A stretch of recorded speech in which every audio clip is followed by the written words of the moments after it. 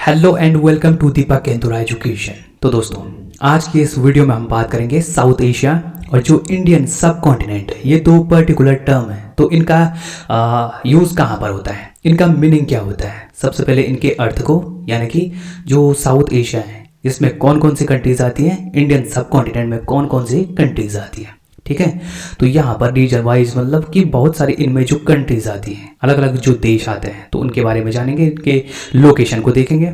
उसके बाद इम्पोर्टेंस क्या है, इस जो ये पर्टिकुलर टर्म्स हैं इनका इम्पोर्टेंस हमारे लिए और पूरे वर्ल्ड के लिए क्या है। ठीक है, और इसके बाद देखेंगे हम इनका जो पॉलिटिकल टर्म है या फिर ये ज्योग्राफिकल टर्म है, किस प्रकार से इनका यूज़ किया जाता है।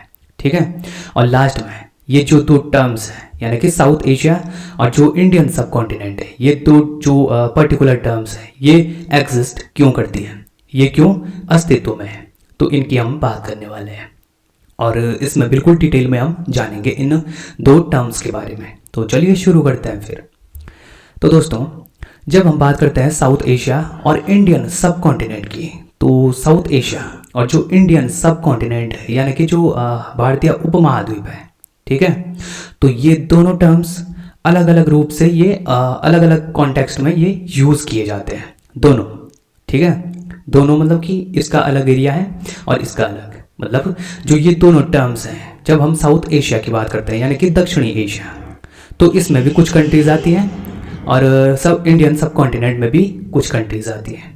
ठीक है, तो इसमें एक छोटा सा अंतर है, वैसे ज़्यादा कुछ बड़ा अंतर इसमें आपको देखने को नहीं मिलेगा। ठीक है, और जो ये दोनों टर्म्स हैं यानी कि हम बात कर रहे हैं साउथ एशिया और इंडियन सब कॉन्टिनेंट की, तो इसमें हमेशा मतलब कि एग्जैक्ट मतलब कि जो सेम कंट्रीज़ हैं वही कंट्रीज़ इसमें इंक्लूड नहीं की जाती।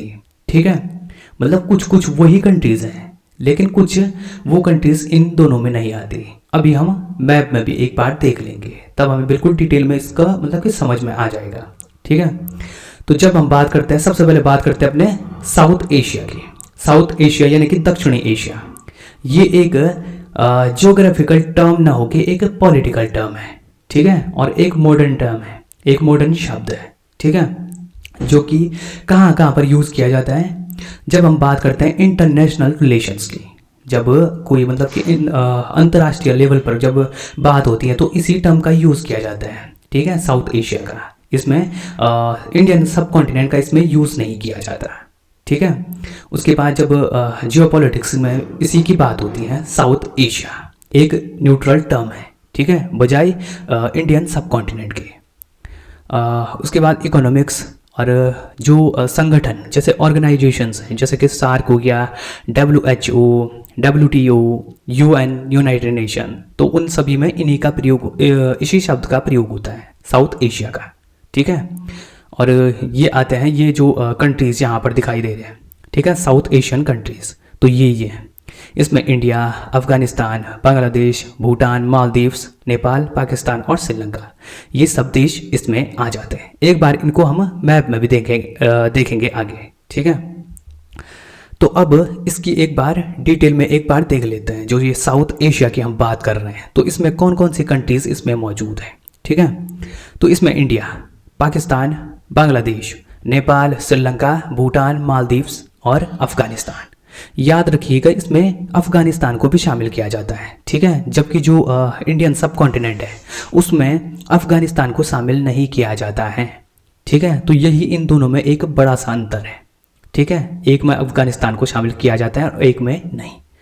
साउथ एशिया में अफगानिस्तान भी इसमें शामिल किया जाता है। ये और कंट्रीज़ तो हैं ही, इंडिया, पाकिस्तान, बांग्लादेश, नेपाल, श्रीलंका, भूटान, मालदीव्स, ये तो हैं ही, लेकिन इसमें अफगानिस्तान भी आता है।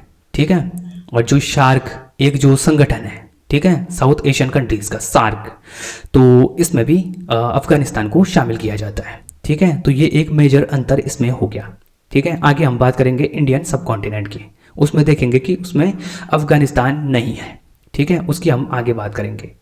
तो ये जो टर्म है साउथ एशिया, ये एग्जिस्ट क्यों करता है, तो ये एग्जिस्ट इसलिए करता है क्योंकि इंडियन सब कॉन्टिनेंट के बजाय ये जो साउथ एशिया एक टर्म है, ठीक है, शब्द है, तो ये एक न्यूट्रल टर्म है। जैसे इंडियन सब कॉन्टिनेंट की बात करें तो उसमें इंडिया का नाम आ जाता है, इसी टर्म में, ठीक है, एक पर्टिकुलर कंट्री का। तो ये बिल्कुल मतलब कि उसमें वो न्यूट्रल नहीं माना जाता, ठीक है। जो अंतर्राष्ट्रीय रूप से बहुत सारी कंट्रीज़ की मतलब की नज़र से वो एक न्यूट्रल टर्म नहीं माना जाता। जो साउथ एशिया है वो एक न्यूट्रल टर्म माना जाता है, ठीक है। और डिप्लोमेसी में काफ़ी ज़्यादा ये एक्सेप्ट किया जाता है, ये वाला टर्म साउथ एशिया वाला, ठीक है। तो ये भी इसका वो है, सिग्निफिकेंस है, एक महत्व है इसका, ठीक है। और ये इंडिया सेंट्रिक जो नियम है, ठीक है, जिसकी हम बात भी कर रहे थे पहले, ठीक है, इंडियन सब कॉन्टिनेंट की, तो उसमें इंडिया सेंट्रिक नाम होता है। लेकिन ये जो साउथ एशिया है तो इसमें इंडिया का कोई भी नाम मतलब कि नहीं आता, या किसी भी पर्टिकुलर कंट्री का इसमें मतलब उस पर फोकस नहीं होता, ठीक है। ये एक न्यूट्रल टर्म है इंटरनेशनल ऑर्गेनाइजेशन की तरफ से, ठीक है। तो ये यूज़ किया जाता है जो ये साउथ एशिया है, तो कई बार ये यूज़ किया जाता है यूएन, वर्ल्ड बैंक, आईएमएफ, यानी कि कुल मिलाकर बात ये है कि जो इंटरनेशनल ऑर्गेनाइजेशन जो विश्व में जो संगठन बनाए गए हैं तो उनकी तरफ से यही शब्द यूज किया जाता है, कौन सा, साउथ एशिया का, ठीक है।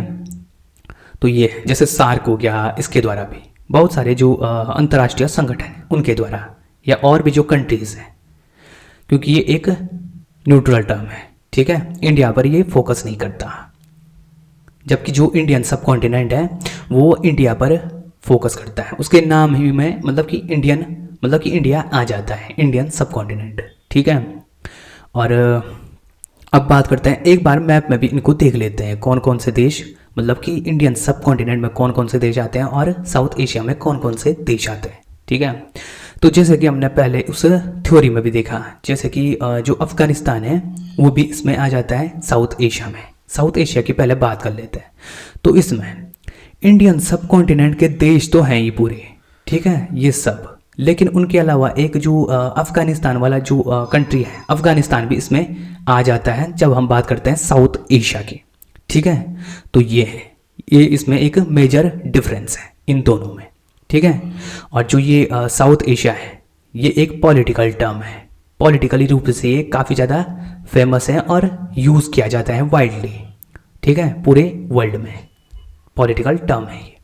और ये जो इंडियन सब कॉन्टिनेंट की जब हम बात करते हैं तो ये है एक वो मतलब इंडिया सेंट्रिक टर्म, ये इंडिया सेंट्रिक टर्म है, कौन, ये इंडियन सब कॉन्टिनेंट, ठीक है, इंडिया पर फोकस करता है, मतलब कि इसके नाम में ही इंडिया आ जाता है, ठीक है। तो ये काफ़ी अंतर्राष्ट्रीय रूप से काफ़ी ज़्यादा मतलब कि एक्सेप्ट नहीं किया जाता, कौन, इंडियन सब कॉन्टिनेंट। और जैसे कि हमने कहा इसमें ये सारे देश तो हैं ही, जो इंडियन सब कॉन्टिनेंट में बहुत सारे देश आते हैं, ठीक है, वो तो इसमें हैं ही, लेकिन इसमें अफगानिस्तान नहीं आता। जो इंडियन सब कॉन्टिनेंट है इसमें अफगानिस्तान नहीं आता, ठीक है। इसमें पाकिस्तान हो गया, नेपाल, भूटान, बांग्लादेश, ठीक है, इंडिया तो है ही, उसके बाद मालदीव्स नीचे, और ये श्रीलंका, ये भी इसमें आ जाते हैं, ठीक है। और जब हम बात करते हैं साउथ एशिया की, तो साउथ एशिया में ये पूरे देश तो आते ही हैं, ये इंडियन सब कॉन्टिनेंट के, ठीक है, ये पूरे देश तो आते ही हैं, लेकिन साथ ही साथ इसमें अफगानिस्तान भी एक कंट्री जुड़ जाता है, ठीक है। तो ये है इनमें एक मेजर डिफरेंस। और ये एक पॉलिटिकल टर्म है जैसे कि हमने पहले भी कहा, और ये एक ज्योग्राफिकल टर्म है, ठीक है। तो ये है। अब दोस्तों एक बार इंडियन सब कॉन्टिनेंट को एक बार डिटेल में जान लेते हैं। जैसे कि हमने कहा पहले भी, जो साउथ एशिया था तो वो है एक पॉलिटिकल टर्म, वो एक ज्योग्राफिकल या हिस्टोरिकल टर्म नहीं है, ठीक है। जबकि जो ये इंडियन सब कॉन्टिनेंट की जब बात करते हैं तो ये एक ज्योग्राफिकल टर्म है, पॉलिटिकल टर्म नहीं है ये, ठीक है, ये एक ज्योग्राफिकल टर्म है, इसको हम आगे देखेंगे। ज्योग्राफिकल या फिजिकल टर्म है, ठीक है, क्योंकि ये किस पर बेस्ड है, ये है जियोलॉजी और फिजिकल ज्योग्राफी पर बेस्ड है, ठीक है, ना कि पॉलिटिक्स पर, ठीक है, ना कि पॉलिटिक्स पर। तो इसमें कंट्रीज़ कौन कौन सी आती हैं, इसमें कंट्रीज़ आती हैं इंडियन सब कॉन्टिनेंट में जितने भी कंट्रीज़ हैं, ठीक है, वो ये हैं, कौन सी, सबसे पहले तो इंडिया ही हो गया, जैसे कि नाम से ही पता चल रहा है। उसके बाद पाकिस्तान, अफगानिस्तान, नेपाल, भूटान, श्रीलंका, और कभी कभार इसमें मालदीव को भी शामिल किया जाता है, ठीक है, मालदीव को भी इसमें शामिल किया जाता है। लेकिन इसमें अफगानिस्तान नहीं है, इसको याद रखिएगा। ठीक है, जब हम बात करते हैं इंडियन सब कॉन्टिनेंट की तो ये अफगानिस्तान इसमें नहीं आ जाता। क्यों नहीं आता? क्योंकि जो ये अफगानिस्तान है ये कभी मतलब कि जो टेक्टोनिक प्लेट है, जब आप सभी को पता होगा कि जब ये इंडियन सब कॉन्टिनेंट पहले अफ्रीका का भाग हुआ करता था, ठीक है, तो उस टाइम पे क्या हुआ कि ये अफ्रीका से टूटकर यूरेशियन प्लेट की तरफ जा टकराया, उसकी तरफ बढ़ रहा था और उस पर टकरा गया, जिससे कि हिमालय का फॉर्मेशन हुआ।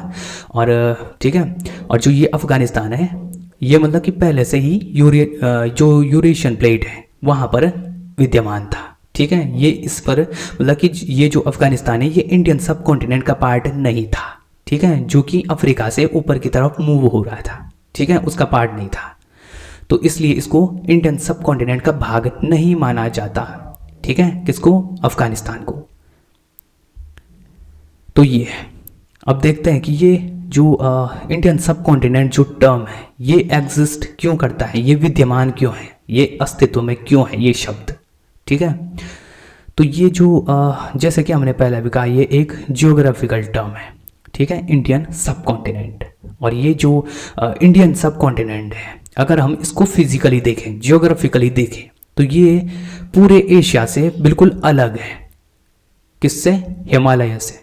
ठीक है, जो हिमालय पर्वत है, पर्वतमाला है, तो ये एशिया को मतलब कि एशिया से इस सब कॉन्टिनेंट को अलग करता है। ठीक है, तभी तो मानसून का प्रभाव सिर्फ इसी एरिया में दिखता है हमें। किस एरिया में? इंडियन सब कॉन्टिनेंट में। ठीक है, क्योंकि ये कभी पार्ट हुआ करता था मतलब कि अफ्रीका का, और बाद में जो ये प्लेट यूरेशियन प्लेट से टकराई, ठीक है, इंडियन प्लेट, तब हिमालय का निर्माण भी हुआ और ये एशिया का भाग बना। ठीक है, तो इसलिए इसको कहा जाता है इंडियन सब कॉन्टिनेंट, जिसमें बहुत सारी कंट्रीज आ जाती हैं। ठीक है, जैसे कि हमने पहले आपको बताया। और ये जो कंट्रीज़ हैं, जो भी इंडियन सब कॉन्टिनेंट में जितनी भी कंट्रीज़ हैं, तो इनका आपस में कुछ ना कुछ प्राचीन सांस्कृतिक रूप से या सभ्यता के रूप में मतलब कि एक ही इनकी रूट है, जड़ है। ठीक है, सबका इतिहास कहीं ना कहीं आपस में जुड़ा हुआ था पहले से ही। ठीक है, इंडियन सब कॉन्टिनेंट की कंट्रीज़ के। ठीक, अब देखते हैं लास्ट में ये जो दो टर्म्स हैं, यानी कि इंडियन सब कॉन्टिनेंट और साउथ एशिया, तो ये दोनों टर्म एग्जिस्ट क्यों करते हैं। तो इंडियन सब कॉन्टिनेंट की जब हम बात करते हैं तो ये एक तरफ से इंडिया फोकस्ड लगता है। इंडिया फोकस्ड मतलब ये इंडिया एक कंट्री पर फोकस करता है, जैसे कि इसके नाम से भी आपको पता चल रहा है, इंडियन। ठीक है, इंडियन सब कॉन्टिनेंट। ठीक है, तो ये है जिससे कि क्या होता है कि जो भारत के पड़ोसी देश हैं, नाइबरिंग कंट्रीज हैं, तो ये इसको बोलना इतना पसंद नहीं करते इंडियन सब कॉन्टिनेंट को। ठीक है, क्योंकि ये इंडिया सेंटर्ड एक टर्म है। ठीक है, और पॉलिटिकली इतना ये एक्सेप्ट भी नहीं किया जाता अंतर्राष्ट्रीय तौर पर ये इंडियन सब कॉन्टिनेंट। उसकी बजाय क्या यूज़ किया जाता है टर्म? Asia, south Asia. ठीक है, साउथ एशिया जो दूसरा टर्म है। ठीक है, साउथ एशिया उसके स्थान पर प्रयोग किया जाता है, जो कि इससे ज़्यादा इंक्लूसिव। ठीक है, इसमें सभी देश आ जाते हैं क्योंकि ठीक है इंक्लूसिव सभी देश आ जाते हैं, सभी का इसमें समावेश है, जैसे कि अफगानिस्तान का भी, जैसे हमने पहले भी बताया है। ठीक है, और एक न्यूट्रल टर्म है, एक उदासीन टर्म है, क्योंकि इसमें किसी पर्टिकुलर कंट्री का नाम नहीं आता, जैसे कि इंडियन सब कॉन्टिनेंट में आता है इंडिया का नाम। ठीक है, साउथ एशिया में नाम थोड़ी आ रहा है किसी पर्टिकुलर कंट्री का। ठीक है, साउथ एशिया में तो ये है।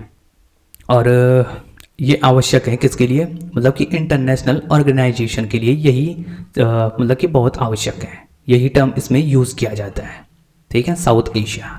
जब भी कोई इंटरनेशनल ऑर्गेनाइजेशन जब बात करते हैं इस एरिया की, तो वो इंडियन सब कॉन्टिनेंट के बजाय इसका नाम मतलब कि साउथ एशिया का नाम ज़्यादा प्रेफर करते हैं बोलना। ठीक है, अंतर्राष्ट्रीय मंचों पर। तो ये है। और जैसे कि जियोलॉजिकल और हिस्टोरिकल डिस्कशन। ठीक है, जब हम बात करते हैं जियोलॉजिकल और हिस्टोरिकल डिस्कशन से, मतलब कि इनका जब डिस्कशन होता है जियोलॉजिकली मतलब कि जियोग्राफिकली और हिस्टोरिकली तौर पर, तो हम प्रयोग करते हैं तब इंडियन सब कॉन्टिनेंट का, तब हम साउथ एशिया का यूज़ नहीं करते उसमें। ठीक ठीक है, यही ज़्यादा हमें एक्यूरेट लगता है, इंडियन सब कॉन्टिनेंट। तो ये है कि ये दोनों टर्म्स यूज़ कहाँ कहाँ पर और क्यों किए जाते हैं, ठीक है। तो ये है दोस्तों, आई होप आपको ये वीडियो अच्छी लगी होगी और समझ में भी आ गया होगा कि इंडियन सब कॉन्टिनेंट और साउथ एशिया में अंतर क्या है। तो जल्दी मिलते हैं एक नए टॉपिक के साथ। तो तब तक के लिए जय हिंद।